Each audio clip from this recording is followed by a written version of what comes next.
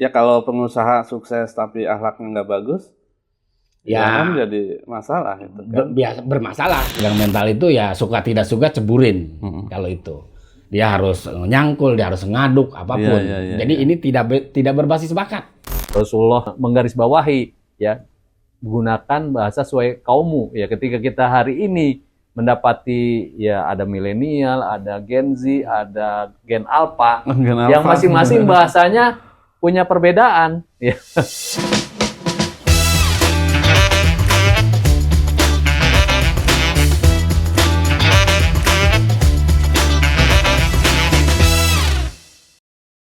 Assalamualaikum warahmatullahi wabarakatuh. Sobat Ceria, alhamdulillah kali ini kita bisa berjumpa lagi dalam podcast Ceria Halal Seru.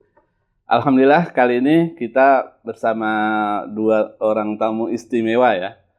Dan topiknya juga sangat penting menurut saya karena ini terkait masalah nasib dan masa depan bangsa ini.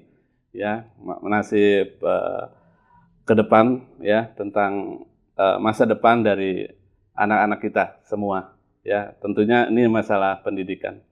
Dan alhamdulillah ada di sini Bapak Suhendi. Apa kabar? Baik, alhamdulillah. Akrabnya dipanggil Kang ya. Hendi ya. Hendi. Kang Hendi. Sunda ya. asli. Sunda asli. Beliau seorang pengusaha ya. Beliau seorang pengusaha yang sudah merintis co-founder dari Sekolah Alam. Tentunya kita tahu semua ada 350 cabangnya di Indonesia. Selain menjadi pengusaha juga tentunya pemerhati pendidikan ya. Dan bersama kita juga ada Pak Imam Akbari nih ya. Assalamualaikum. Waalaikumsalam. Sehat? Alhamdulillah. Ya. Alhamdulillah. Kita kenal beliau juga banyak aktif di masalah-masalah sosial ya, alhamdulillah cukup populer juga di sini.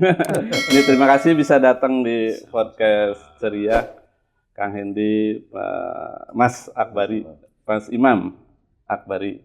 Oke, gimana nih kita mulai ceritanya ya? Silakan langsung nih Pak Kang. Dari mana nih? Cerita pribadi dulu deh. Siap. Kenalan dulu. Siap, bismillahirrahmanirrahim. Assalamualaikum warahmatullahi wabarakatuh. Waalaikumsalam warahmatullahi wabarakatuh. Sobat Ceria, pagi nih ya. Pagi. Jumat berkah. Terima kasih sudah diundang di podcast ini. Saya Hendi, panggilan akrabnya Kang Hendi.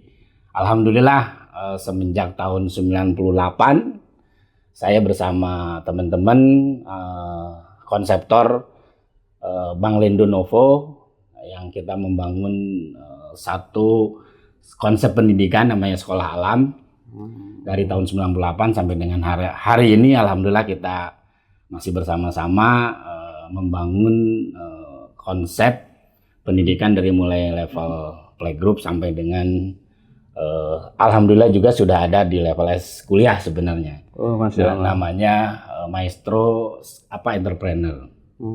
Nah, teman-teman semua, kami bertujuh dengan Bank Lindo sebagai konseptor, kita melihat pendidikan ke depan itu harus, kalau bahasa kami itu konsep pendidikan itu harus berasal dari konsep bagaimana Allah Subhanahu Wa Taala Tuhan kita menciptakan kita. Tujuan dari penciptaan kita tuh dua. Sebagai Abdullah dan sebagai Khalifah. Nah, konsep pendidikan ditujukan ke konsep dua itu. Bagaimana kita melahirkan seorang Abdullah dan bagaimana kita melahirkan seorang Khalifah pengelola bumi ini. Nah, dua konsep itu kemudian kita turunkan menjadi 4 pilar kurikulum. Ya. 4 pilar kurikulum. Pertama adalah ada kurikulum akhlak, kemudian kurikulum logika, ketiga adalah leadership, keempat adalah bisnis. Nah, 4 kurikulum itu yang dari mulai tahun 98 dan sampai dengan hari ini itu kita terus godok sehingga alhamdulillah melahirkan 3 syarat pendidikan terbaik menurut Sekolah Alam. Pertama adalah guru, kedua metode, ketiga adalah buku. Buku dalam arti yang difirmankan dalam bentuk Quran dan tertulis, dan buku juga yang tidak difirmankan dalam bentuk semesta. Nah, kita rata-rata fokus kepada buku yang ditulis, buku yang difirmankan. Padahal semesta ini adalah firman Allah yang tidak difirmankan, tidak diwahyukan. Tapi itulah yang wajib kita pelajari. Makanya satu yang hal menarik dari konsep sekolah alam itu adalah ada yang namanya belajar bersama alam. Oh, itu ya. Nah, konsep itu sebenarnya yang akan Itu menggali yang jadi pembeda dari sekolah lain. dari sekolah yang lain. Yang tidak ada di sekolah lain. Jadi itu konsep yang memang untuk mengasah, mengobservasi, mengelaborasi tentang semesta ini. Masya Allah. Kemudian alhamdulillah sampai dengan hari ini tadi juga kita ralat sebenarnya bukan cabang. Bukan cabang. Karena kita tidak membangun cabang, kita adalah membangun namanya lebih ke mitra ya. Oh, mitra ya. Makanya kita buat dalam satu jaringan dengan sampai dengan tahun ini alhamdulillah sudah 350 sekolah yang ada di jaringan Sekolah Alam Nusantara. Dan ini para pejuang sekolah alam luar biasa, dari modal apa adanya terus dia berjuang untuk membangun tadi Abdullah dan Khalifah.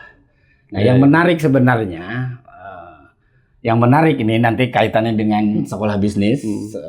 Yang menarik itu sebenarnya Khalifah ini Allah sudah kasih sesuatu kepada kita. Di dalam itu adalah bakat. Jadi kenapa kita semua ini diminta Allah untuk menjadi khalifah? Karena Allah sudah tanamkan kepada diri kita semua bakat. Makanya bakat itu adalah sesuatu yang sudah ada tetapi harus dikeluarkan. Namanya inside out. Kita harus mengeluarkan, dan dengan itulah harusnya kita menjadi pengelola semesta. Makanya ada yang jadi pedagang, ada yang jadi petani, ada yang mengorganisasi. Apapun itu Allah sudah tanamkan. Jadi setiap kita jadi khalifah. Jadi lah ya. khalifah. Benar. Apapun itu. Kenapa? Karena nggak mungkin Allah minta sesuatu tanpa Allah kasih bekal. Itu nggak mungkin. Makanya tujuan atau tugas sekolah itu sebenarnya mengeluarkan itu salah satunya. Mengeluarkan bakat itu. Sebenarnya seperti itu. Sobat Ceria, ini menarik ya. Kang Hendy ini co-founder dari Sekolah Alam, dan ada satu program lagi yang menurut saya sangat unik ya, yaitu Sekolah Bisnis Muda. Sekolah Bisnis Muda. Ini kenapa nih ada Sekolah Bisnis Muda, Kang Hendy? Terima kasih. Jadi balik ke yang tadi, kan sekolah itu ada empat pilar. Pertama tadi adalah akhlak, kemudian adalah logika, yang ketiga adalah leadership, kemudian bisnis. Nah, insya Allah teman-teman sekolah alam itu sudah sangat paham dengan tiga. Nah, begitu masuk ke level bisnis, nah ini yang kita coba buat strukturnya. Karena hanya lewat sekolah, apa yang kita sebut kurikulum itu kan sesuatu yang distrukturkan. Pengalaman, metodologi itu yang distrukturkan, sehingga saya dari mulai tahun 2017 mencoba membangun level sekolah bisnis di level SMA. Karena melanjutkan dari langkah yang sudah diambil oleh sekolah alam. Kalau sekolah alam sampai SMP berarti? Sebenarnya ada yang sampai SMA. Oh, ada juga. Cuman fokus ke bisnis. Nah, ini yang kita coba. Fokus ke bisnis kita coba. Insya Allah gitu. Yang sebenarnya level SMA itu anak-anak itu udah mulai ya tertarik. Nah, kenapa tadi pertanyaan menariknya? Kenapa harus di level SMA? Karena harusnya di level SMP itu bakat itu sudah mulai muncul. Sudah kan ini meminjam ininya Abah Rama ya. Kan untuk mengetahui bakat itu lihat 4E katanya. Pertama, kalau anak itu excellent, kalau itu dia mengerjakan selalu excellent, kemudian easy, kemudian terakhir tuh earn. Ada 4. Jadi kalau dikerjakan mudah, kemudian baik, kemudian berharga dan bermanfaat, menghasilkan, itu biasanya bakat. Saya udah jualan itu di SMP itu waktu itu ya. Luar biasa. Jadi terbukti sebenarnya. Jadi maksud saya gini, kalau di level di sekolah alam, kalau di level TK sampai dengan SMP itu kan aktivitas itu kita besarin, makanya ada 3B. banyak ragam, artinya ragamin aja aktivitasnya dengan di berbagai tempat. Jadi ada di sekolah, di luar sekolah, dimanapun. Ketiga dengan banyak manusia. Jadi kita punya namanya tuh 3B. Banyakin aktivitas bermacam-macam dengan di banyak tempat dan banyak dengan ragam manusia. Dari situ pasti bakatnya kan muncul. Jadi untuk bagaimana cara mengangkat bakat, ya banyakin aja aktivitas. Jadi sekolah itu harus banyak aktivitas. Nah itu harusnya selesai di SMP. Ini udah ada muridnya? Yang ini alhamdulillah karena udah jalan ya? Sudah angkatan keempat. Oh ada empat angkatan. Sudah ada muridnya. Nah kemudian kenapa di level SMA? Karena melanjutin tadi ya. Sehingga kami punya 3 kurikulum di sekolah alam itu. Pertama adalah 3 pilar. Pertama adalah Quran. Yang kedua akhlak. Yang ketiga bisnis. Jadi Quran alam bisnis kurikulumnya. Quran itu termasuk hadis sebenarnya. Ya pastilah kalau udah itu pasti ke situ. Jadi base-nya tetap adalah itu tadi.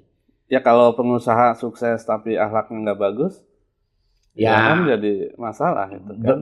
Bermasalah gitu. Bermasalah pastinya kalau nggak seimbang. Sehingga salah satu yang di sekolah kami itu adalah kalau bahasa saya lokomotifnya justru akhlak. Jadi begitu sholat ke masjidnya itu tidak rajin, walaupun bisnisnya naik, kami hentikan dulu bisnisnya sampai dibenahin dulu itu sampai dia balik lagi ke jalur itu. Ini kalau udah 4 tahun berarti kan konsepnya udah matang ya, udah teruji ya. Insya Allah, karena sudah mengeluarkan. Berarti ya udah ada testimoni dong ya? Ada beberapa. Ada ya. Alhamdulillah. Mau testimoni saya?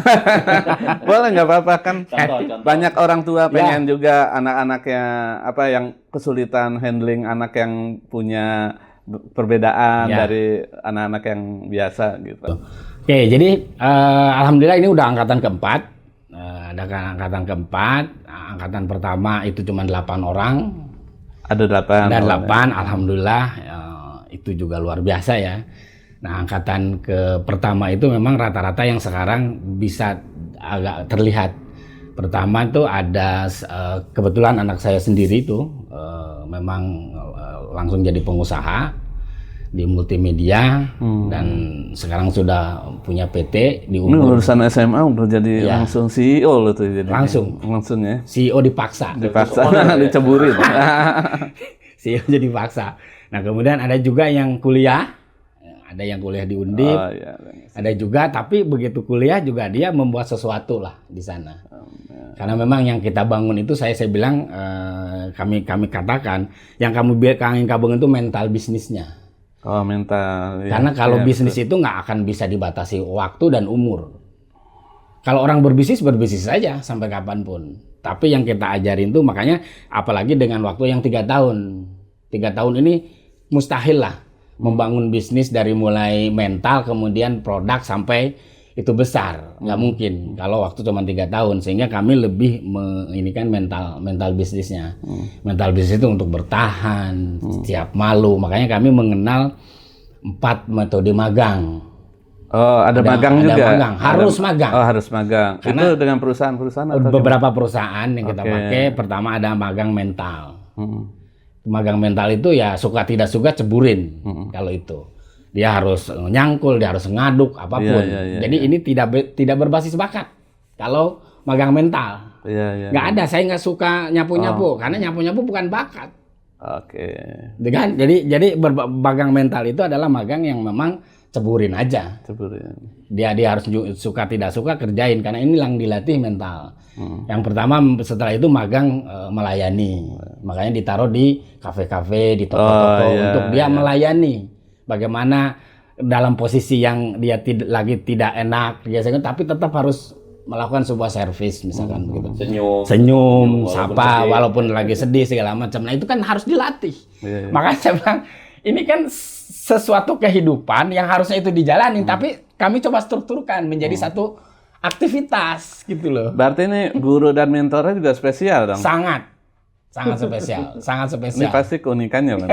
Jadi kami ada nyebutnya itu mentor. Kalau mentor itu dia membersamai saja, nggak usah pakai target.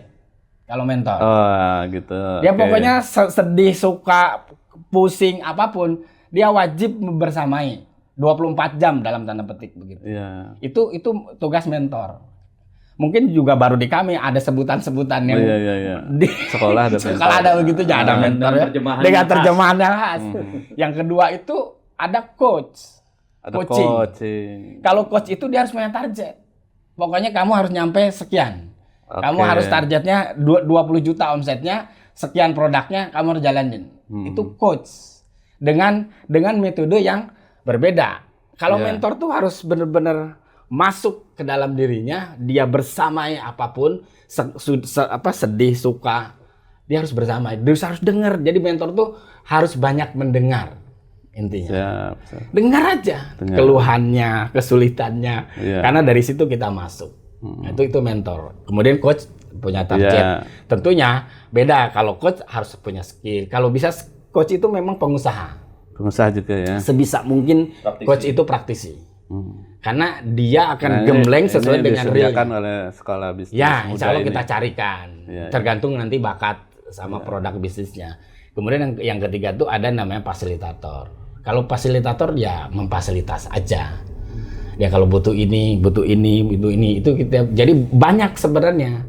Gurunya itu di kami itu banyak sekali. Jadi Iya. karena ada 3 kategori kan. Masya Allah. Jadi ada dia memfasilitasi butuh apa kamu, butuh digital marketing, kita datangkan. Wah. Jadi yang kekinian juga harus Ya, ke iya, digital iya. marketing. Nah, kita sebut kalau di ininya itu Digital kalau yang marketing fasilitator itu guru expert namanya. Expert. Termasuk AI sekarang. Iya, itu harus. Dunia hari ini udah berubah. Iya, berubah. Dan kita harus ngajar dengan pakai bahasanya, zamannya. Iya. Ya kami yang sudah 50 sekian, ini ada 50 sekian. Ini sebenarnya agak susah berhubungan dengan komunikasi dengan anak-anak yang hari ini. Iya. Sehingga butuh Sering nggak nyambung saya juga. nggak nyambung asli. Bahasanya juga beda. Iya, beda. Nah itu makanya kita delivery dulu konsepnya ke para mentor muda itu, baru mereka menerjemahkan ke dalam bahasanya lewat touring, cara ininya, cara Ya. juga banyak. Dan itu kalau kami yang harus turun ke situ dipaksain, rada aneh juga. Rada aneh Oke. juga gitu sih. Oke, kalau Kang Hendy ngajak touring, ntar belum sampai ke tujuan udah masuk angin misalnya. Iya begitu gitu loh. Oke. Posisinya. Mas Imam. Siap. Ini kan masalah keluarga ya, antara anak punya orang tua yang ingin anaknya seperti ini. Kadang anaknya maunya berbeda seperti ini, dan ini mungkin salah satu solusi ya untuk keluarga yang berharap bukan hanya untuk bekerja tapi juga bagaimana jadi pengusaha seperti itu. Menurut Pak Imam gimana dengan kehadiran SBM ini? Baik, Bang Ceri juga Sobat Ceria dimanapun berada, ini luar biasa ya.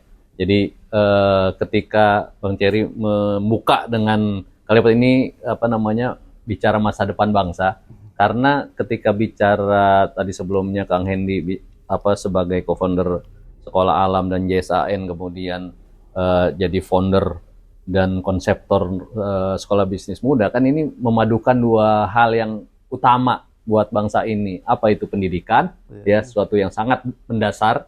Bagaimana dalam bentuk apapun, formal dan non formal, pendidikan ini suatu yang sangat penting kan buat siapapun, apalagi calon-calon pemimpin masa depan. Yang kedua, bicara bisnis, entrepreneurship, ya. Bagaimana kita tahu bahwa bicara UMKM itu, ya, yang notabene ini adalah bicara sesuatu yang basic, ya, wirausahawan yang basic, yang sebenarnya menjadi sokoguru, ya, sokoguru perekonomian bangsa ini, gitu ya. Ketika krisis 97, 98, yang lainnya rontok, yang besar-besar, yang yang grassroots ini justru jadi penyangga ekonomi bangsa. Tapi ketika COVID aja nih, kemudian karena memang nggak bisa bergerak kemana-mana, gitu. Artinya relatif kekuatan ekonomi bangsa ini banyak disupport oleh sesuatu yang dari dasar, gitu. Dan saya melihat SBM ini jadi solusi, ya, di tengah bagaimana mungkin tantangan ekonomi hari ini dan ke depan, ya, bicara biaya kehidupan yang makin tinggi, ya kan, tantangan para orang tua sebagai tulang punggung keluarga untuk memberikan satu sisi memberikan pendidikan yang layak, satu sisi tantangan ekonominya juga makin challenging gitu ya, makin berat ya. Satu sisi ya nggak boleh berkurang nih, sekaligus bagaimana menanamkan fundamental entrepreneurship tadi gitu. Dan SBM menurut saya jadi solusi di titik ini. Apalagi saya beberapa kali ke kampus SBM nih dan berinteraksi dengan stakeholder di sana. Selain Kang Hendy juga mungkin mentor-mentor yang lain, dan mungkin beberapa kali bicara dengan anak-anak alumni dan santrinya di sana. Saya mendapati memang ada anak-anak yang memang perlu pendekatan-pendekatan yang khusus, yang artinya dengan kesibukan orang tua santri di SBM ini banyak yang ya mereka orang-orang istimewa lah gitu ya. Punya latar belakang juga luar biasa, posisi-posisi kunci di perusahaan-perusahaan multinasional ataupun mereka pengusaha-pengusaha yang besar, tanpa saya harus mencontohkan gitu. Tapi karena mungkin kesibukan, karena mungkin faktor pendekatan yang kurang pas dengan tadi yang kita bahas, Kang Hendy sempat bahas bahwa Rasulullah salah satunya menggarisbawahi ya, gunakan bahasa sesuai kaummu ya. Ketika kita hari ini mendapati ya ada milenial, ada Gen Z, ada Gen Alpha, yang masing-masing bahasanya punya perbedaan ya. Nah, bagaimana secara substansi dari dulu sampai sekarang, dari Al-Qur'an pertama diturunkan, kemudian hadis-hadis Rasulullah ketika Rasul masih hidup ya, kemudian diteruskan oleh keteladanan para sahabat salafus soleh, ini secara substansinya nggak pernah bergeser gitu kan. Tapi bagaimana strategi taktikalnya itu sampai terdeliver oleh masing-masing generasi dengan bahasa dan gayanya masing-masing, itu yang saya rasa SBM punya menjawab. Sejauh ini setidaknya saya rasa ini bisa jadi salah satu solusi bagi orang tua siswa yang punya anak memang ingin satu sisi nggak harus kuliah ya, walaupun tadi soal pilihan ya, apakah alumni SBM mau melanjutkan perkuliahan. Saya dengar ada yang di Turki, ada yang di di Unpad, bahkan ada yang jadi ketua BEM ya. Itu kan nunjukin bahwa sisi leadershipnya terasa juga di SBM gitu kan ya. Artinya ini jadi nilai plus. Jadi menurut saya kehadiran SBM dengan segala prosesnya yang luar biasa, mungkin usianya 7 tahun ya. 7 tahun ini menurut saya sudah cukup bisa menjadi bagian dari solusi orang tua dari anak-anak yang mungkin punya kegelisahan kaitan dengan pendidikan, kaitan masa depan, bahwa ternyata dengan pembekalan Al-Qur'an dan hadis, pembekalan soal akhlak, kemudian pembekalan soal bisnis, ini sebenarnya sudah menjawab dunia akhirat ini gitu kan. Gitu ya. Ya kan yang dikhawatirkan orang tua saat ini adalah nanti di sekolah itu temennya siapa-siapa, karakternya gimana, takut tercemar gitu. Kadang anak itu ini di luarnya di keluarga bagus, sikapnya bla bla bla, tapi di luar beda lagi tuh. Jadi kami punya namanya family first, business next. Family first, business next. Jadi yang pertama dibangun itu adalah keluarga. Sehingga begitu anak masuk ke SBM itu menjadi keluarga kami. Sehingga metodologinya itu sudah metodologi seperti keluarga dalam tanda petik. Jadi aman terjaga lah. Ada yang ngawasin ada anak yang ngawasin kita. Walaupun ini boarding kan ya? Boarding. Boarding. Boarding. Nah, jadi kenapa? Karena kami paham betul. Karena kan punya pengalaman dari 98 sampai sekarang sudah hampir 26 tahun kan sebenarnya di sekolah alam. Walaupun SBM ini baru 7 tahun, tapi kan latar belakang saya sama istri itu kan memang di sekolah alam. Kami memahami betul semua berangkat dari keluarga. Sehingga kami memastikan kami menjadi keluarga mereka di dalam sekolah itu. Makanya metodologinya juga mungkin baru saya sebut dengan metodologi membersamai. Jadi bersama sama membersamai beda ya. Bisa jadi kita sudah bersama mereka 10 tahun, tapi bisa jadi baru 10 menit kita membersamai mereka. Kalau membersamai itu beda banget. pahamkan, mereka akan cerita ke kita tanpa mereka takut, tanpa mereka merasa ada sesuatu yang wah nanti kalau saya cerita ini nanti gimana. Nah itu kita dengan punya namanya kita ngobrol. Jadi di kami itu banyak metode dulu yang memang ya seperti keluarga, ngobrol, diajak ngopi. Iya. Kemudian kalau ada hal-hal yaitu kita berdua saja. Betul. Ngobrolnya. Jadi itu karena kita sebagai sebuah keluarga gitu. Nah, keterbukaan juga terjadi. Ya, betul. Sehingga tadi itulah fungsi mentor. Ya. Walaupun fungsi coach juga boleh melakukan itu, tapi fungsi coach lebih kepada target. Iya. Target-target yang sudah ditetapkan bersama. Bahkan aturan mainnya pun kita sepakatin bersama. Jadi nggak ada aturan yang tahu-tahu jadi. Ya, aturan itu kita sepakatin bersama. Masya Allah. Terkait handphone. Oke, kalau begitu handphone kita kumpulin. Ada yang protes. Gini-gini Pak, oke. Kita coba dulu ya. Coba seminggu jalan. Gitu. Jadi semua dilakukan seperti sebuah keluarga. Jadi intinya memang itu pun yang dilakukan dengan orang tua. Jadi kalau nanti ada hal-hal yang kita temukan, yang tadi Bang Charlie bilang, temukan kok begini. Nah, kita buka dengan keluarga, Pak, gini. Jadi benar-benar bahwa kalau saya merasa ya, kalau itu beres, kita tinggal ngegas sebenarnya. Dan anak-anak hari ini, mohon maaf, Sobat Ceria, mohon maaf, anak-anak hari ini tuh keren, cerdas, dasar. Kemampuan mereka itu luar biasa. Luar biasa. Yang kita harus lakukan itu adalah bersamai saja. Pastikan ini jalannya benar. Itu aja sebenarnya tugas kita itu. Karena kemampuan mereka melampaui apapun. Karena dengan teknologi kan. Dibantu dengan teknologi yang dulu. Makanya dulu kita kalau belajar yang diajarin kan pengetahuan umum. Skill. Hari ini sudah ada di gadget semua. Betul. Jadi fungsi kita apa sebenarnya? Ya fungsi kita bersamai dia. Tunjukkan jalan yang benarnya itu. Padahal kekurangan banyak orang tua saat ini adalah kurang waktu buat anak. Ya, betul. Itu bikin masalah, benar nggak? Akhirnya nggak sesuai harapan nih anaknya. Tadi mungkin yang digarisbawahi Kang Hendy dengan bersama itu beda dengan bersama. Orang tua ya kayak seperti kita nih, ya kan? Kalau kita berada di satu meja bersama-sama makan, tapi masing-masing asik dengan gadgetnya. Itu kan tidak membersamai sebenarnya gitu. Benar-benar, Masya Allah. Bahkan setiap awal buka kelas itu kita ada yang namanya open class. Open class itu salah satunya adalah menanyakan, kamu oke hari ini apa ininya? Kalau misalkan Pak nanti saya mau cerita, oke, nggak sekarang ya. Nanti kita. Jadi itu dibuka. Jadi sebelum buka kelas itu kita sudah paham. Paham ininya mereka. Bahkan kalau ada yang misalkan ini kelihatannya lagi sakit, sakitnya kenapa? Nah itu harus clear. Karena sakitnya itu macam-macam alasannya, gitu loh.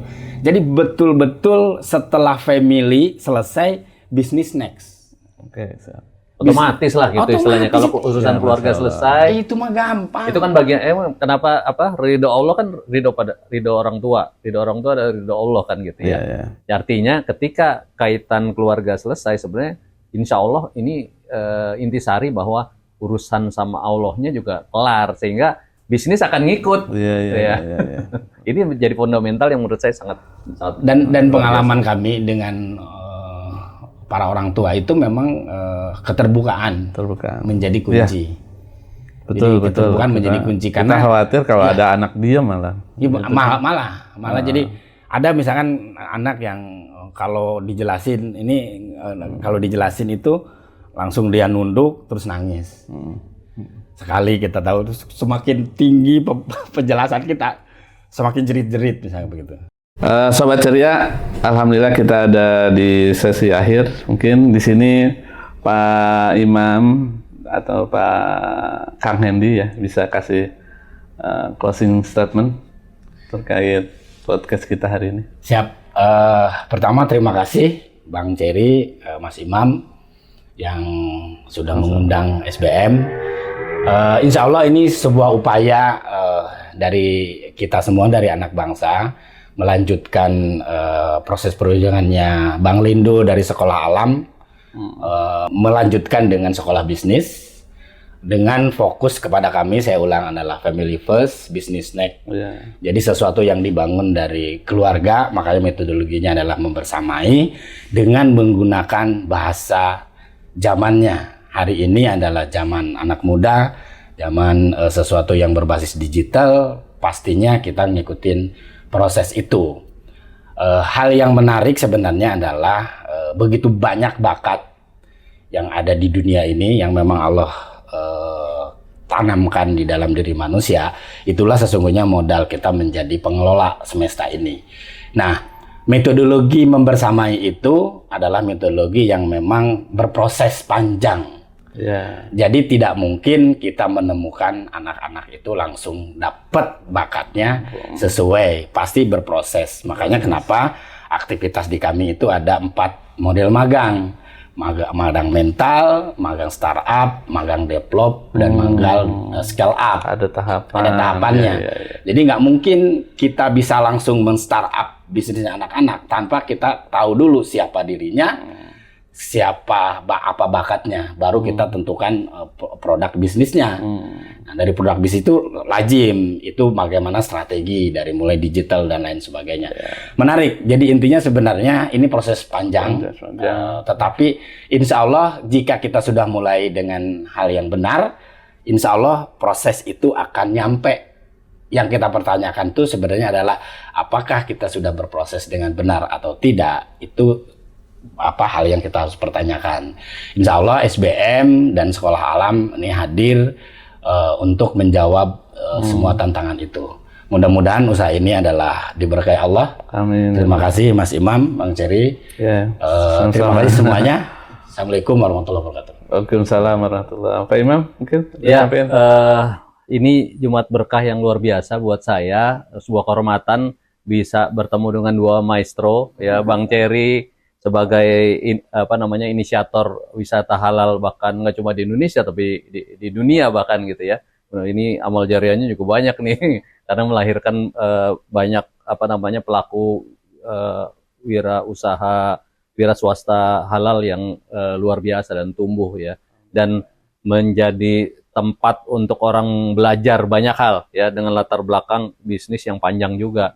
Terus ketemu sama Kang Hendy juga yang punya latar belakang tidak cuma wirausaha tapi juga pendidikan yang luar biasa gitu. Dan saya rasa yang pertama ya sebagai kata kunci hari ini ya, bagaimana ini sebuah pembelajaran bagaimana setiap kita dengan porsi dan posisi kita masing-masing sungguhnya bisa berkontribusi buat bangsa ini, memberikan solusi jawaban atas tantangan-tantangan bangsa ini sekarang dan ke depan gitu ya, dengan jalur wirausahanya, dengan jalur pendidikannya, dan ketika ini bertemu jadi SBM yang luar biasa juga menjadi solusi buat para orang tua sekaligus anak-anak zilenial, bahkan mungkin nanti Gen Alpha yang keinginan ya dengan kebutuhannya hari ini, dengan tantangannya hari ini bisa jadi wirausaha dengan mendahulukan keluarganya, tetap dalam koridor akhlakul karimah gitu ya.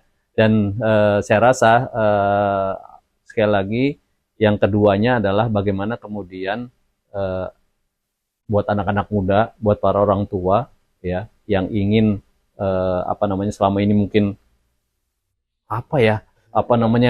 solusi buat di level pendidikan. Bayangkan kalau SBM di level SMA lulus udah punya brand sendiri, udah punya omset sendiri, dan bahkan menciptakan lapangan kerja selevel lulusan SMA gitu. Ini menurut saya suatu yang luar biasa dan menjadi solusi dari problematika sosial yang banyak ya, baik terkait dengan pengangguran, baik terkait dengan problematika kenakalan remaja, orang tua yang mungkin cemas dengan pergaulan anak-anaknya dan lain sebagainya.